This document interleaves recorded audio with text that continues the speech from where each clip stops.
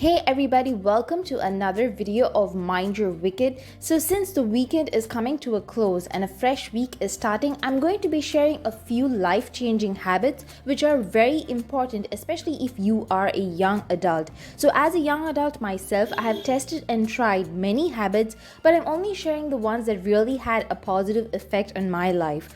So habit number 1, develop an interest in reading good books. So trust me guys when I say this, reading is not only going to improve your vocabulary but also going to improve your perspectives on things, which is very important, especially if you are trying to develop your emotional intelligence.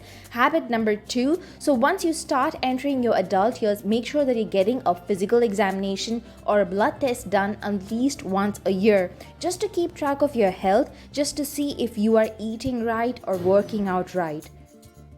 So habit number 3, wear clothes that fit well. So many times our body image issues, they creep up not because of our weight or even because of our makeup or even if you're having a bad hair day. It is mostly because of the way our clothes fit.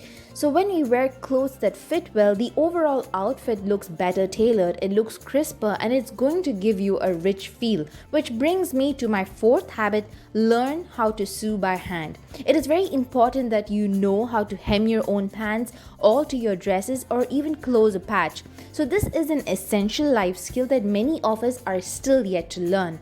So habit number 5, start nurturing something. So we actually put our best foot forward when we are responsible for something. So when you are nurturing something, when you are growing something, you start making better decisions and you show more accountability, which is really important for your self-worth. So start nurturing something, whether it is a plant, whether it is a pet, it can even be a company, it can be an art project, anything. Start nurturing it from the start to the finish. So the final habit I'm going to encourage you guys to develop is to get in touch with your spirituality. So even if you are someone who is an atheist, you can still get spiritual because spirituality is different from religion.